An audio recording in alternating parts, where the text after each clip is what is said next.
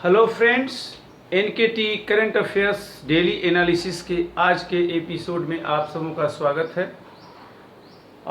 हर दिन की तरह आज के दिन भी एक महत्वपूर्ण करंट अफेयर्स पर उसके विशद पहलुओं का हम विश्लेषण करते हैं और सभी जो हमारे लिसनर्स हैं उनको उससे संबंधित विस्तृत ज्ञान और उसके बारे में उसके विशद पहलुओं को डिस्कस करने का प्रयास करते हैं। और आज के एपिसोड में जो टॉपिक है वो टॉपिक है कोरोना वायरस के कारण महाराष्ट्र में संवैधानिक संकट, सीएम की कुर्सी संकट में। सुनने में थोड़ा अटपटा लग सकता है। अभी आपने सुना होगा कि कैसे कोरोना वायरस के कारण देश में और दुनिया में लोगों की जान जा रही है। कोरोना वायरस के कारण न केवल एक बहुत बड़ा स्वास्थ्य क्षेत्र में संकट खतरा आ गया है, लोगों की जान जा रही है, अर्थव्यवस्था भी लगभग बहुत ही संकट के स्थिति में आ गई है। वैश्विक अर्थव्यवस्था रिसेशन के दौर में जा रही है। लेकिन कोरोना वायरस संवैधानिक संकट को कैसे जन्म दे सकता है? क्या कोरोना वायरस किसी सीएम की कुर्सी को छीन सकता है? सीएम की कुर्सी के लिए खतरे की घंटी बजा सकता है? यह एक सुनने में अटपटा लग सकता है, लेकिन हम आज इसी विषय पर आपके सम्मुख चर्चा करेंगे। और इसके पहले कि इस चर्चा को हम आगे बढ़ाएं, आपसे अनुरोध है कि आप इस एपिसोड में अंत तक बने रहिए इस चर्चा में और इसको देखिए। और यदि अंत में इस चर्चा को आप लाइक करते हैं, पसंद करते हैं, तो इसको ज़रूर लाइक कीजिए और इसको सब्सक्राइब कीजिए, सो दैट इसके आगे हम लोग विशद पहलुओं को और भी जो लिसनर्स की डिमांड आ रही है उसके अनुसार हम इन पहलुओं की उसको टेकअप करेंगे अगले एपिसोड में। तो आज का जो संकट है वो है कोरोना वायरस, और कोरोना वायरस को जोड़ा जा रहा है महाराष्ट्र के संवैधानिक संकट से।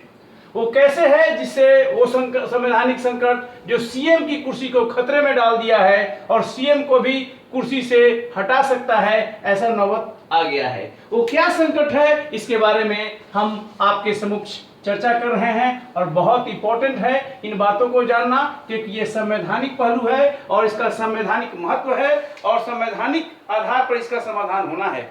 आप जानते हैं कि सीएम महाराष्ट्र के कौन है? सीएम ऑफ महाराष्ट्र इस समय वर्तमान में कौन है?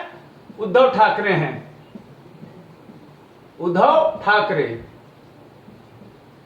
ठाकरे जी महाराष्ट्र के सीएम बने हैं। गठबंधन की सरकार है वहां पर, और उनकी सरकार जो शपथ ग्रहण उनको लिया गया है 28 नवंबर 2019 को। इन्होंने शपथ लिया है, ओथ लिया है, किस दिन? 28 नवंबर को लिया है। 28 नवंबर 2019 को महाराष्ट्र के राज्यपाल के द्वारा महाराष्ट्र के गवर्नर को मुख्यमंत्री पद की शपथ दिलाई गई है और उन्होंने शपथ लिया है। और जब महाराष्ट्र के मुख्यमंत्री उद्धव ठाकरे जी ने शपथ लिया तो उस समय he was not a member of either house. He was not a member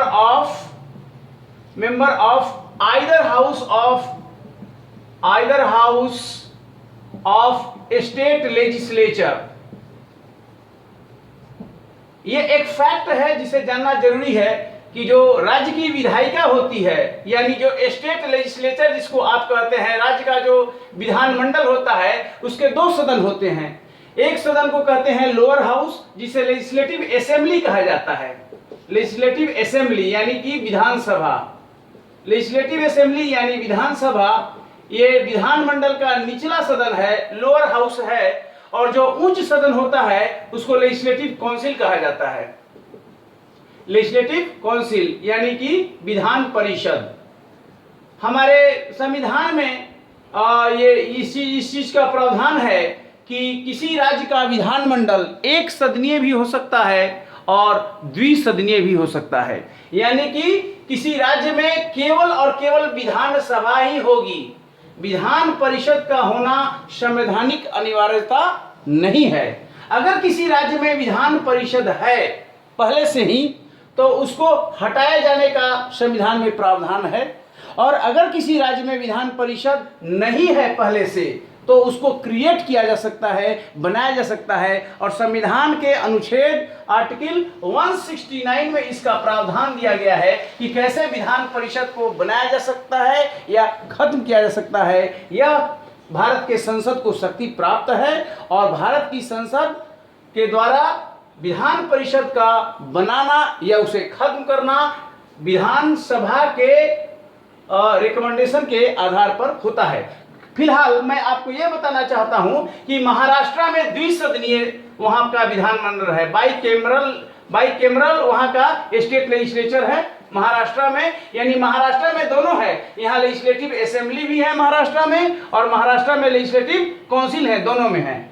तो इसी संदर्भ में आपको बताना चाहता हूं कि जब उद्धव ठाकरे जी महाराष्ट्र के मुख्यमंत्री बने 28 नवंबर 2019 को, तो न तो ये लेजिस्लेटिव असेंबली के मेंबर थे और न ही लेजिस्लेटिव काउंसिल के मेंबर थे। यही कहता है कि he was not a member of the either house of the state legislature. That is very important fact that you should need to know one.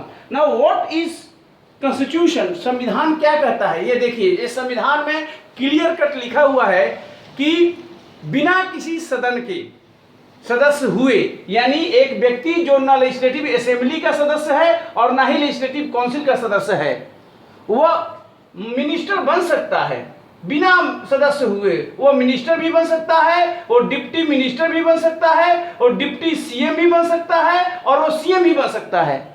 बिना विधानसभा की सदस्यता के, बिना लेजिस्लेटिव काउंसिल का मेंबर हुए। वो एमएलए भी नहीं है, वो एमएलसी भी नहीं है, फिर भी वो सीएम, मिनिस्टर, डिप्टी सीएम बन सकता है। लेकिन एक प्रावधान दिया हुआ है कि वह अधिकतम 6 माह के अंदर विदिन 6 मंथ उसको किसी भी एक सदन का सदस्य बन जाना होगा।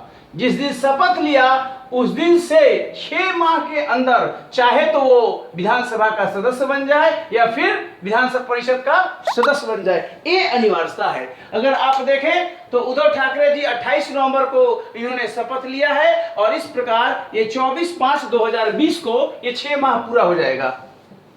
24 मई 2020 उद्धव ठाकरे जी के लिए, जो कि जब शपथ लिए तो किसी भी हाउस के सदस्य वो नहीं थे, न लेजिस्लेटिव असेंबली के न लेजिस्लेटिव काउंसिल के। अतएव उनको 24 मई की ये डेडलाइन है। इस तिथि के पहले या इस तिथि तक उनको या तो असेंबली का सदस्य हासिल करना पड़ेगा या फिर काउंसिल का उनको मेंबर बनेगा। संवैधानिक अनिवार्यता यही है। अब स्थिति ये हो रही है और संवैधानिक अनिवार्यता है आर्टिकल 164(4) में दिया हुआ है। संविधान के अनुच्छेद आर्टिकल 164(4) में ये बात कहा गया है कि बिना सदस्य हुए आप बन सकते हैं, लेकिन इस प्रावधान के तहत 6 माह के अंदर, ये अनुच्छेद कहता है कि 6 माह के अंदर आपको किसी भी एक सदन की सदस्यता हासिल कर लेनी होगी, तभी आप आगे मंत्री रह सकते हैं और नहीं तो मंत्री नहीं रह सकते हैं। अब समस्या क्या है? उनको सदन का सदस्य बनने में क्या समस्या है? क्योंकि कोई मंत्री, अगर वैकेंसी नहीं है लेजिस्लेटिव असेंबली में तो कोई एमएलए रिजाइन कर सकता है, उसके बदले चुनाव हो सकते हैं। लेजिस्लेटिव काउंसिल में भी सीटें खाली हैं, उसका भी चुनाव हो सकता है और इस प्रकार वह उनके भी मेंबर बन सकते हैं। लेकिन प्रॉब्लम यह है कि अभी कोरोना वायरस का दौर चल रहा है और कोरोना वायरस के कारण, कोरोना वायरस आपको पता है महाराष्ट्र में इस समय काफी द्रुत गति से आगे बढ़ रहा है और पिछले मार्च माह से ही कोरोना वायरस महाराष्ट्र में है। तो भारत का जो चुनाव आयोग है, भारत निर्वाचन आयोग, इलेक्शन कमीशन ऑफ इंडिया ने सेंट्रल गवर्नमेंट से चर्चा करके, केंद्र सरकार से चर्चा करके सभी प्रकार के इलेक्शंस को पोस्टपोन कर दिया है महाराष्ट्र में। ऑल इलेक्शंस पोस्टपोन्ड, यानी कि उसको स्थगित कर दिया है। महाराष्ट्र में किसी भी प्रकार का चुनाव अभी नहीं हो सकता, ऐसा इलेक्शन कमीशन ऑफ इंडिया ने एक उद्घोषणा के तहत कर दिया है। अब अगर यहां पर चुनाव नहीं होता है महाराष्ट्र में, न लेजिस्लेटिव असेंबली के किसी वैकेंट सीट पर चुनाव नहीं हो पाता, काउंसिल का चुनाव नहीं होता, तो फिर श्रीमान उद्धव ठाकरे के लिए किसी भी सदन का सदस्य बनना मुश्किल हो जाएगा और ये अंतिम तिथि है जिसके अंदर उनको सदस्य बनना पड़ेगा। समस्या का केंद्र बिंदु यही है क्योंकि कोरोना वायरस का दौर चल रहा है और इस दौर में चुनाव, किसी भी प्रकार की चुनाव की संभावना को इलेक्शन कमीशन के उद्घोषणा के द्वारा खत्म कर दिया गया है। अब आगे इसका समाधान क्या है, संवैधानिक समाधान क्या है, उसके लिए लगातार वहां पर इस विषय पर मंत्रणा चल रही है कि क्या किया जाए इस संकट के दौर में जब चुनाव भी नहीं हो सकता और उद्धव ठाकरे जी को सीएम की कुर्सी पर बने रहने देने की भी बात हो रही है। ऐसी स्थिति में जो सॉल्यूशन आया है, समाधान आया है, वो क्या समाधान है, तो महाराष्ट्र का जो स्टेट कैबिनेट है उसने बैठक किया है। महाराष्ट्र का स्टेट कैबिनेट जिसके हेड उद्धव ठाकरे ही हैं, उन्होंने बैठक करके और उन्होंने बैठक किया है और वो बैठक 9 अप्रैल को एक्चुअली हुई है। 9 अप्रैल 2020 को महाराष्ट्र और कैबिनेट की बैठक हुई है और इस कैबिनेट की बैठक में क्या फैसला किया गया है, तो कैबिनेट ने रेकमेंड किया है, सिफारिश किया है कि उद्धव ठाकरे जी को, यानी जो उद्धव जी हैं, उद्धव ठाकरे जी को जो गवर्नर का कोटा होता है, गवर्नर्स कोटा के तहत इनको लेजिस्लेटिव काउंसिल का मेंबर नॉमिनेट करने के लिए किया है। यानी कि कैबिनेट ने कहा है कि उद्धव ठाकरे जी को गवर्नर कोटा होता है लेजिस्लेटिव काउंसिल में और गवर्नर इनको लेजिस्लेटिव काउंसिल के लिए नॉमिनेट कर दे। ये संवैधानिक प्रावधान है। इसके बारे में आपको मैं बताना चाहता हूं कि ये गवर्नर कोटा क्या है। गवर्नर कोटा जानने के लिए आपको पुनः संविधान में आना पड़ेगा क्योंकि ये पूरी तरह संवैधानिक विषय वस्तु है और संविधान का अनुच्छेद 171 इस बात को बताता है कि what is governor quota. Governor quota के बारे में कह सकता है कि गवर्नर कोटा के तहत कौन मनोनीत करेगा, तो गवर्नर का पावर है। It is the power of governor to nominate in legislative council। यानी कि विधान परिषद में गवर्नर के द्वारा किसी व्यक्ति को नॉमिनेट किया जा सकता है। किस लिए नॉमिनेट करेंगे, इसका ग्राउंड क्या है नॉमिनेशन का, तो ग्राउंड में भी ये आर्टिकल 171 में ग्राउंड दिया गया है। वो ग्राउंड उसी को नॉमिनेट किया जाएगा जिसको स्पेशल नॉलेज है। ध्यान रखिए, किसी भी बंदे को नहीं नॉमिनेट किया जाएगा जिसको स्पेशल नॉलेज है, विशेष ज्ञान है या उसको प्रैक्टिकल नॉलेज है। 2 चीज होना चाहिए, स्पेशल नॉलेज या प्रैक्टिकल नॉलेज। अब क्वेश्चन है कि उसको किस फील्ड में होना चाहिए, तो ये फील्ड भी दिया हुआ है कि किस क्षेत्र में प्रैक्टिकल नॉलेज हो या स्पेशल नॉलेज हो। तो उसमें दिया हुआ है कि उनको साहित्य में, लिटरेचर में प्रैक्टिकल नॉलेज हो, लिटरेचर में हो, चाहे उनको कला में हो, आर्ट्स में हो, है ना, ये सब क्लियर कर दिया हुआ है, या फिर साइंस में हो, साइंस में भी दिया हुआ है, संविधान के अनुच्छेद देखेंगे, या फिर कोऑपरेटिव उनको मूवमेंट में हो, सहकारिता आंदोलन में होना चाहिए या सोशल सर्विस में होना चाहिए। Literature, art, science, cooperative movement और सोशल साइंस, ये 5 ग्राउंड दिया हुआ है, 1, 2, 3, 4 और 5। अगर कोई ऐसा व्यक्ति है जिसको स्पेशल नॉलेज है, प्रैक्टिकल नॉलेज है, साहित्य में, कला में, विज्ञान में, सहकारिता आंदोलन में और वो सामाजिक सेवा में विशेष उन्होंने कार्य किया है, योगदान दिया है, सोसाइटी उसके योगदान को रिकॉग्नाइज करता है, तो ऐसे व्यक्ति को गवर्नर जो है संविधान के अनुच्छेद 171 के तहत विधान परिषद में नॉमिनेट कर सकता है। अब चूंकि चुनाव वहां कराना संभव नहीं है क्योंकि ऐसा इलेक्शन कमीशन ऑफ इंडिया का नोटिफिकेशन है, कोरोना वायरस के कारण महाराष्ट्र में चुनाव को स्थगित कर दिया गया है। वैसे स्थिति में जो कोशिश की जा रही है, जो उसका अगला एक्शन है समाधान की ओर जो बढ़ता दिख रहा है महाराष्ट्र, तो कैबिनेट ने रिकमेंड कर दिया गवर्नर को कि आप जो है इसके कोटे के तहत उद्धव ठाकरे जी को लेजिस्लेटिव असेंबली का मेंबर नॉमिनेट कर दीजिए। अब आपको यह देखना पड़ेगा कि अभी तक गवर्नर साहब ने कोई निर्णय नहीं लिया है, नो डिसीजन टिल डेट। इस संदर्भ में नो डिसीजन बाय गवर्नर, अभी तक गवर्नर साहब ने आज की तारीख तक कोई मेंबर डिसीजन नहीं लिया है, जबकि ये कट ऑफ डेट है आपका, एक तरह से उस कट ऑफ डेट के अंदर कर लेना है 24 मई। 26/5/2020 तक अगर ये मेंबर नहीं बने तो इनकी सीएम की कुर्सी चली जाएगी। और आज तक गवर्नर ने इस विषय पर निर्णय अभी तक नहीं लिया है कि उनको लेजिस्लेटिव काउंसिल का मेंबर बनाया जाए कि नहीं। अब प्रश्न उठता है, अगर संविधान की बात करें, संविधान का अनुच्छेद जो 171 दिया हुआ है, तो उद्धव ठाकरे जी को क्या लिटरेचर के बारे में स्पेशल ज्ञान है? तो अभी तक जो समाज में बाहर बातें आ रही है, तो लिटरेचर में उनका अनुभव नहीं है। क्या उनका आर्ट्स में, उनका साइंस अगर देखा जाए तो साइंस में वो खुद कहते हैं कि साइंस में उनका कोई प्रैक्टिकल या स्पेशल नॉलेज नहीं है। He is not from academics.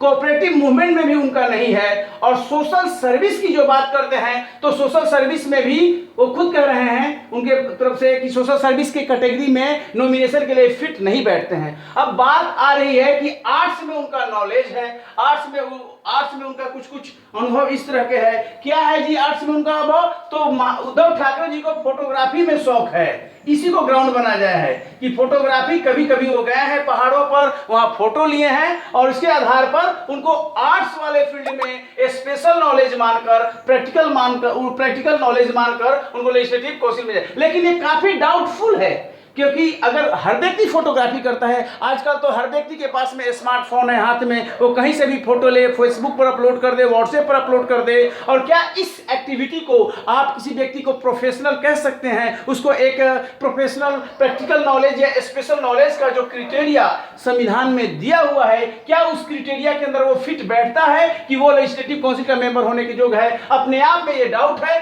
और अगर ऐसा होता भी है गवर्नर के द्वारा, तो यकीन मानिए इस विषय को सुप्रीम कोर्ट ऑफ इंडिया में चैलेंज किया जा सकता है कि गवर्नर के द्वारा जो नॉमिनेशन किया गया है उद्धव ठाकरे जी को, वो वैलिड नहीं है, वो कानूनी रूप से नॉमिनेशन की योग्यताओं को पूरा नहीं करता है। यह तो एक विषय है जो कि आगे विचार किया जा सकता है। और दूसरी बात, गवर्नर रिफ्यूज भी कर सकते हैं, क्योंकि वो ये अपने मंत्रणा ले सकते हैं अपने कानूनविदों से कि इस क्राइटेरिया में उद्धव ठाकरे जी फिट बैठते हैं कि नहीं। क्योंकि ध्यान रहे, ये गवर्नर का डिस्क्रिशनरी पावर है।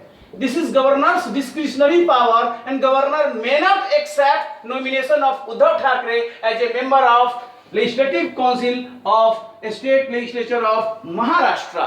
दूसरी बात आती है कि अगर उनका नॉमिनेशन इस तरह से गवर्नर रिफ्यूज कर दे, तो फिर 24/5/2020 तक वो कैसे सीएम की कुर्सी, उसके बाद सीएम की कुर्सी पर कैसे रहेंगे? लेकिन नॉमिनेशन में एक और जो प्रॉब्लम है, वो दूसरा संवैधानिक प्रॉब्लम है, उस बात को भी समझना पड़ेगा। पहला इशू जो मैंने आपके समक्ष चर्चा किया कि वो जो ग्राउंड है साइंस, आर्ट्स, लिटरेचर, जो आपका है सोशल सर्विस, इसके अलावा जो कोऑपरेटिव मूवमेंट है, उसके किसी कैटेगरी में प्रैक्टिकल और स्पेशल नॉलेज में वो फिट नहीं बैठते हैं। लेकिन जो दूसरा इशू है इसमें नॉमिनेशन करने में गवर्नर के द्वारा, उसमें बाधा आ रही है आरपीए एक्ट। ये आरपीए एक्ट क्या है? तो ये रिप्रेजेंटेशन ऑफ पीपुल्स एक्ट है, रिप्रेजेंटेशन ऑफ पीपुल्स एक्ट है। ये पार्लियामेंट के द्वारा कानून बनाया गया है, चुनाव के विषयों पर है कि किस तरह से चुनाव के विविध विषयों पर यह कानून पार्लियामेंट के द्वारा बनाया गया है। इंपॉर्टेंट ये लॉ है और ये 1951 का ओल्ड लॉ है, जिसमें ये बात कहा गया है कि कैसे क्या होगा। इसमें एक महत्वपूर्ण सेक्शन है आरपीए लॉ का, सेक्शन 151A। 151A ये आरपीए लॉ का एक महत्वपूर्ण धारा है, सेक्शन है। और सेक्शन में आपके सामने कोट कर रहा हूं कि ये क्या कहता है। वो कहता है कि अगर वैकेंसी अगर है वहां पर, नॉमिनेशन अगर है वहां पर, और अगर उसकी अवधि लेस देन 1 ईयर है, इफ टेन्योर इज, कैसा टेन्योर?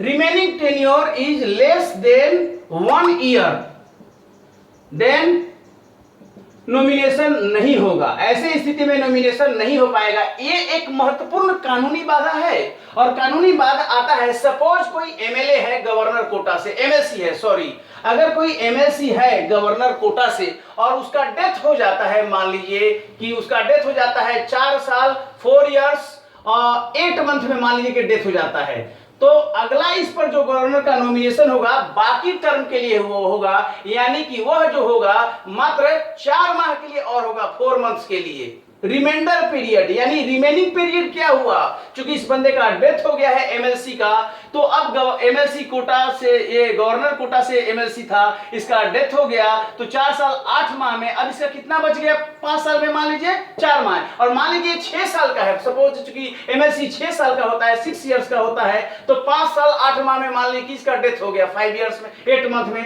तो 4 माह बच गया। इस 4 माह के लिए नॉमिनेशन नहीं किया सकता है, यह संवैधानिक बाध्यता है। यह दिया हुआ है कि अगर वैकेंसी का जो बचा हुआ टर्म है 1 साल से कम है, तो ऐसी स्थिति में नॉमिनेशन गवर्नर नहीं करेगा। ये कानूनी बाध्य है और ये इस तरह से बुरी तरह फंस रहे हैं कि इस संदर्भ में क्या किया जाए क्या नहीं किया जाए, तो ये एक प्रॉब्लम आ रही है। और इस बारे में तो फिर चुनाव के बारे में है, यानी कि गवर्नर नॉमिनेशन करेंगे तो ये कानूनी अड़चन आएगा, इसमें संवैधानिक प्रॉब्लम आएगा, और इस संदर्भ में ये इसे चिंता का विषय हो गया है। और बाईपोल जो है, जो बचा हुआ बाईपोल है महाराष्ट्र में, इस बाईपोल को पोस्टपोन कर दिया गया है चुनाव आयोग के द्वारा कोरोना वायरस के कारण, यानी कि यह चुनाव अब नहीं हो सकता है। सो व्हाट विल हैपन, क्या किया जाए, व्हाट विल हैपन इस सिचुएशन में, किससे समाधान, कैसे क्या समाधान निकले जिससे उद्धव ठाकरे जी की कुर्सी बच सकती है, इस पर आप भी विचार कर सकते हैं। अगर वो 24 मई तक जैसे कि समय दिया हुआ है, अगर ये मेंबर विधानसभा का या विधान परिषद का नहीं बनते हैं तो निश्चित रूप से इनके सीएम की कुर्सी चली जाएगी। ऐसी स्थिति में इनको रिजाइन करना पड़ेगा, निश्चित रूप से रिजाइन करना पड़ेगा।